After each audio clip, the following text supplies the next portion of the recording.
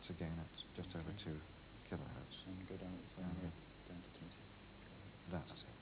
By which time it's 0 dB. Yeah, okay, fine. Okay, thanks. Well, welcome to the Open University campus here at Walton Hall. We're recording this program from the Electronics lab because this program is essentially practical. I want to give you some tips on any difficulties you might be having with the audio amplifier from Unit 9. Here's the amplifier. Now, the music you were just hearing was coming from the record player through the home kit amplifier and into this loudspeaker. And I think you'll agree it didn't sound too bad. I'll just take the pickup off the record, and then we can look at the amplifier in a bit more detail. This portion here, along the bottom part of the home kit, is where I've laid out the main amplifier. And this is designed to take an input signal at this point of about 100 millivolts from a radio tuner or a similar source and deliver 300 milliwatts to a 15 ohm load or loudspeaker. This is my loudspeaker connection. Now, the other part of the amplifier is the preamplifier, which is wired in this upper portion in what we've called the operational amplifier 1 area. And its input is coming from the magnetic pickup at this point. It's designed to take the rather weak signal of up to 5 millivolts at a kilohertz from the magnetic pickup and deliver about 100 millivolts from its output here across to the input of the main amplifier. Now, this is rather a special amplifier because its frequency response has to be shaped to compensate for the frequency response of the magnetic pickup. Now, if you remember, a magnetic pickup has a frequency response which is something like this. There's my frequency axis, there's the output, and it rises over the frequency range, something like that. Now, to compensate for that, we need a playback characteristic. In other words, the frequency response of the preamplifier, where this axis is now the voltage gain, which is the opposite of that. In other words, it falls with frequency rather like that. And this is called equalization. Well, that's why that amplifier has to be shaped like that. Now, I can't actually give you very much in the way of practical help with this amplifier during the program. It's fairly simple. If you have any problems, it's all in Home Experimental Booklet. What we ought to consider now is some of the design aspects of the main amplifier. Now, the main amplifier has to feed power, and that means substantial current, into a low impedance load, such as a loudspeaker. And I have a loudspeaker here, out of the box, of course. And you will remember that our last television program was about loudspeakers. And there we explained that current into the voice coil makes the cone either go in or out, depending on the polarity of the current. Now, it's perfectly easy to make an output stage, which, in the absence of an input signal, has an output current, a steady DC or offset current. And if that's allowed to flow through a loudspeaker, it will make the cone be displaced either inward or outward, depending on the polarity of that offset current. Now, that's not desirable because if the cone is permanently displaced, it means the loudspeaker can actually distort the reproduced sound, even though the amplifier itself is behaving perfectly linearly. So our output circuit must have no offset current, or at least very little offset current.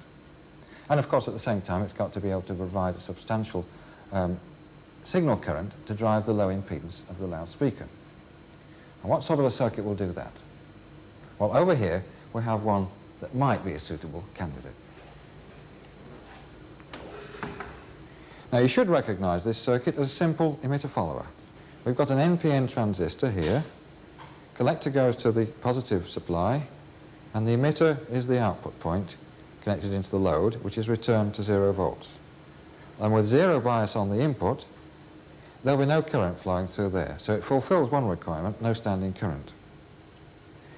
Now, what do you think will happen if we put a sine wave in, centered on 0 volts? Well, the positive signal peaks will bias the base emitter junction forward. So the transistor will come on and current will flow from the collector to the emitter into the load as required. But what do you think will happen with the negative signal peaks? Well, let's try it and see. First of all, I'll connect an oscilloscope to the output, And you can see that there's no output voltage, and in fact that trace is at 0 volts. Now let's connect the input, sine wave to the input, and now you can see that the output is in fact showing us the positive peaks coming through, but the negative ones have disappeared altogether. Now this is simply because when the signal swings negative, it reverse biases this base emitter junction and the transistor switches off. Or putting it another way, the signal can't go negative because this supply is 0 volts. So let's look at another circuit. Now this second circuit is also a simple emitter follower, and this time we're using a PNP transistor with its collector connected to -9 volts. The load, as before, goes to 0 volts, and the output comes from the emitter. And again, with 0 bias on the base, the transistor will be switched off, and so there's no standing current.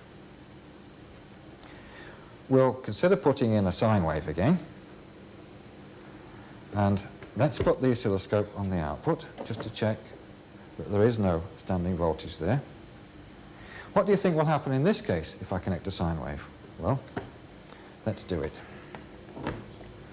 Well, as you might have expected, this one, because it's the dual or opposite of the other one, reproduces the negative half cycles but not the positive. And that's because when this base goes negative, it switches on this transistor, which this time is a PNP, and current flows through the load. But the positive half cycles reverse bias this junction and the transistor switches off. So we have two circuits. Both of them produce no standing current, or very little. One of them reproduces positive peaks and the other one negative. If only we could put these two together, perhaps we could solve the problem. Well, in this third circuit, that's exactly what we've done. This time we use two transistors. The upper one is an NPN, like in our first circuit, going to 9 volts, plus 9 volts, and the emitter is connected to the load. The lower one is a PNP, as in the second circuit, with its collector going to -9, and again its emitter goes to the load. And we drive the two bases in parallel. Let's see how well that works. I'll connect the oscilloscope to its output, and we can see that we get no output voltage in the absence of an input signal. So that bit's all right, no standing current. Now I'll put the sine wave into the input, and there you can see straight away that basically the circuit's doing what I hoped it would do. It reproduces both the positive and the negative half cycles of the input wave.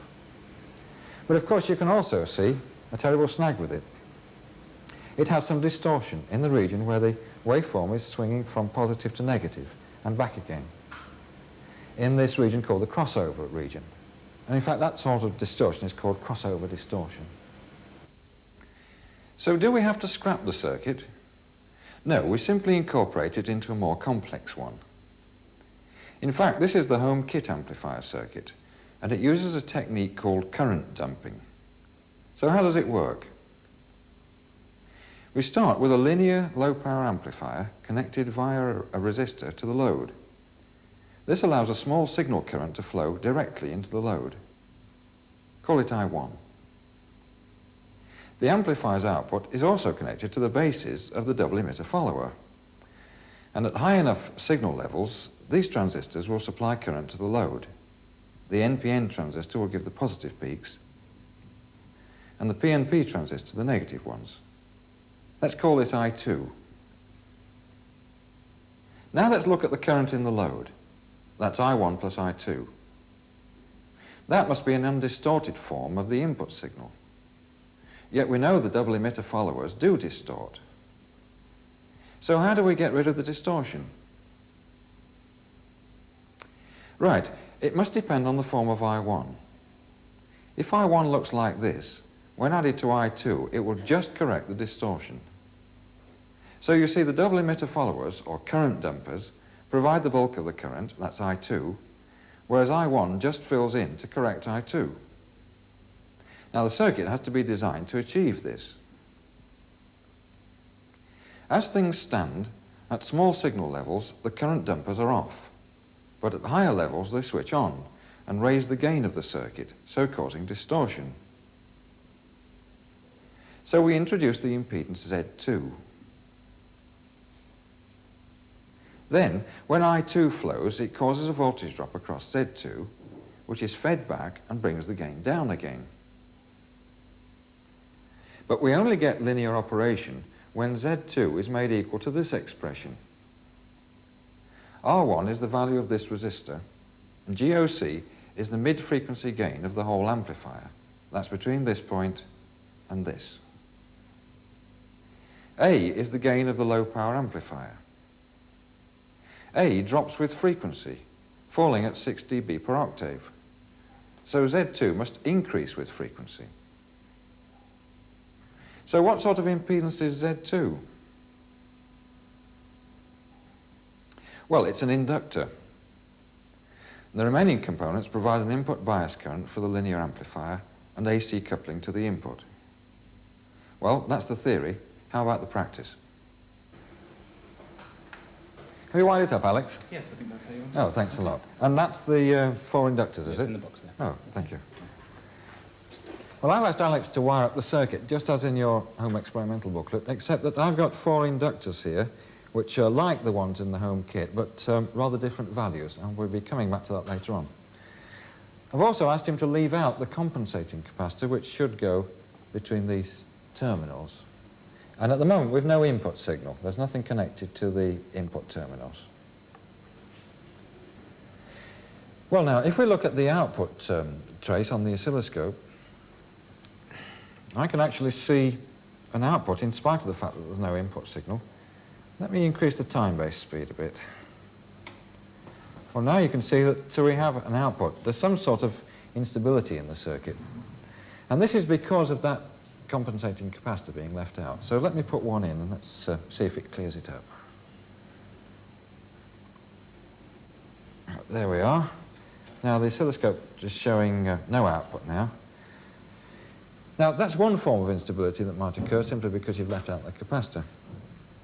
But there are 2 other capacitors I have in this circuit, here and here, which I've deliberately introduced to avoid another sort of instability that might occur. Let's look at the circuit diagram. Well, that's the circuit. Now, these 2 extra capacitors should be connected as close as possible to the collectors of the transistors, which of course are at the supply voltage. One there, and another one from the other collector here. And they come together at this point, and we'll make that a 0 volt point. So in other words, we'll bring in the 0 volt rail to there. And for best results, the load should actually be returned to that same point. And these physical connections should be as short as possible. And this is a technique which usually clears up any residual instability in the circuit, stops any oscillations occurring. So, having talked about the instability problem, just one other item I'd like to mention, that's the heat sinks on the transistors. Now, I have a separate transistor here with a heat sink, and it's difficult to explain in the text how to do this, but you can see it's easy enough when you do it. Simply press the heatsink over the transistor like that. Do it before you put the transistor in the circuit. Then you can bend the leads appropriately to fit the circuit.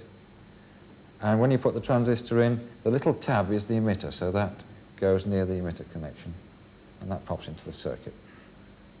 Okay, well, having sorted out some of the practical problems and got the amplifier stable and got the heat sinks on, we should be able to try it out. So let's put an input signal in.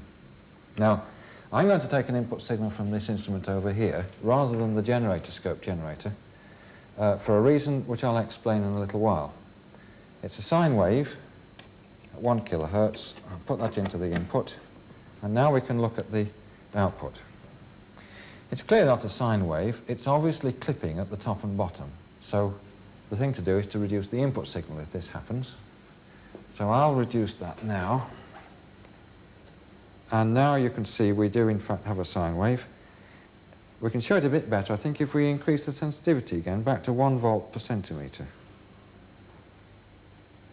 All right.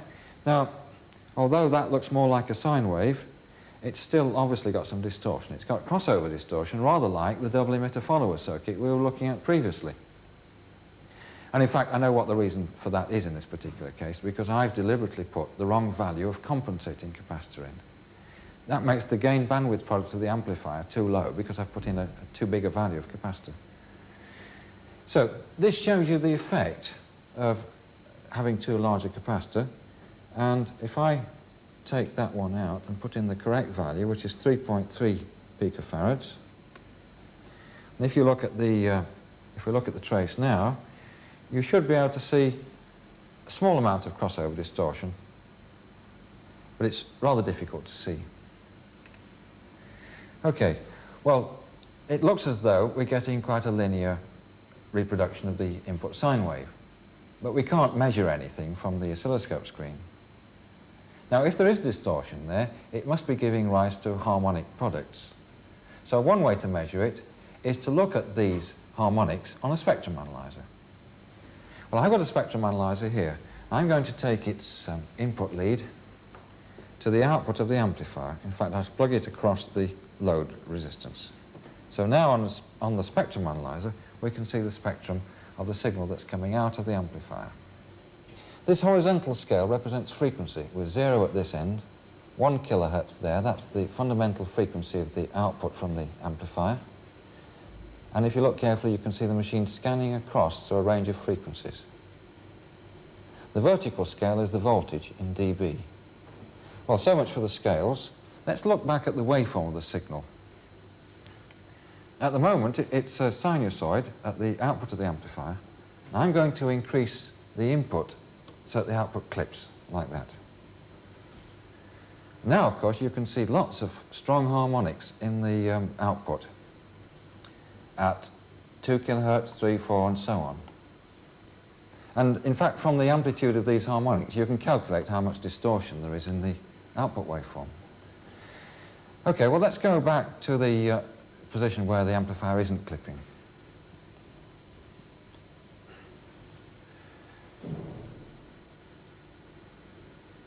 Now, if we look at the spectrum analyzer again, you can see that all those strong harmonics have disappeared. Now, no amplifier is perfect. There must be some distortion there, but whatever there is so low down in the noise level on the spectrum analyzer that we can't really measure the distortion. So what I'm going to do is use another instrument specially designed to measure distortion, the distortion analyzer. Now, I'm taking a sine wave out of here, as I mentioned before, into the amplifier, and that's a very pure sine wave. That's why I'm using it. You need to use a very pure sine wave if you're going to measure very small distortion products out of the amplifier. I'm going to take the output from the amplifier, which is presently going to the spectrum analyzer, away from the spectrum analyzer, and into the distortion meter instead. Now I'll make a few adjustments to the instrument, and now I've switched this knob to the 0.1% full scale position.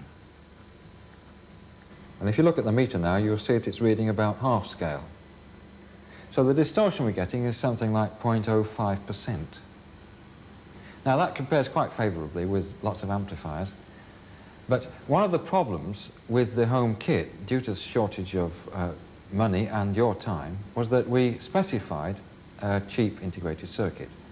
Now, ideally, we should have had a more expensive one with a much greater gain bandwidth product so that we can apply negative feedback around it. And that way, it would have been much better specified, and therefore, the inductor value, when it's calculated, will always be correct. With the integrated circuit you have in your own home kit, it could well be slightly different in its gain bandwidth product to the design figure, and that means that the inductor is a slightly wrong value. Well, if you remember, I've got 4 inductors connected to my circuit. Here they are, and I've got them wired to a switch. So I can turn the switch and select different values of inductance. Now, if I turn to the first switch position, you can see that we're getting rather more distortion now. It's something like 0.07, 0.08% rather than the 0.05 we had before. I'll switch to another inductor value, which is higher than the design value. Well, that's very much worse. In fact, the meter's gone off scale. And the fourth one, so this is a high one too, still off scale. So let's go back to the best position again. Well, that's the harmonic distortion of the home kit amplifier. And that figure we were getting, about 0.05%, compares quite well with commercial amplifiers. But over here, we have an even better one. This is a high-quality 100-watt amplifier designed to feed into 8 ohms, and it too uses the current dumping principle. Let's test the distortion of this. To do that, I'll need to take its input lead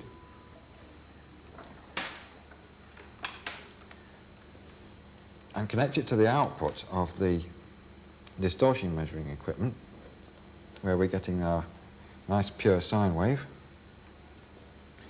And from the output of the amplifier into the distortion analyzer.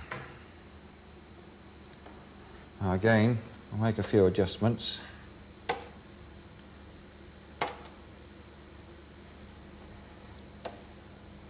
And now I've switched the sensitivity to 0.01% full scale. And if you look at the meter, you'll see it's reading about half scale. So the distortion we're measuring now is about 0.005%.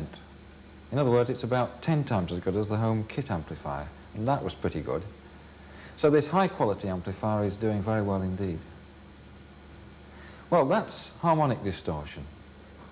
Another form of test that's mentioned in the text is overload recovery, and I thought you'd be interested in seeing that done in a few cases. What we do is take an amplifier and overload it with a sine wave. But we don't apply a continuous sine wave, we just apply a burst like this. We then look to see how well the output recovers. Well, let's see how well our good quality commercial amplifier performs. Remember, here's the input and here's the output. So the good quality amplifier recovers in negligible time. Now let's look at a much cheaper low power amplifier. Here's the input again, and here's the output. But this one still hasn't fully recovered, even after several cycles of the input waveform. Now that's primarily because the amplifier has a coupling capacitor at its output. Okay, now for the moment of truth, the home kit amplifier. Here's the input again, and here's the output.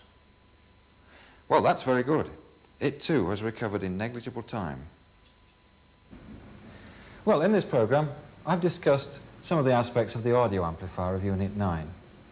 We've looked at the design of the current dumping amplifier, how to cure instability if you get it, how well it performs as regards its distortion and its overload characteristics. I hope you have as much luck as I've had and as much fun in building and testing this amplifier.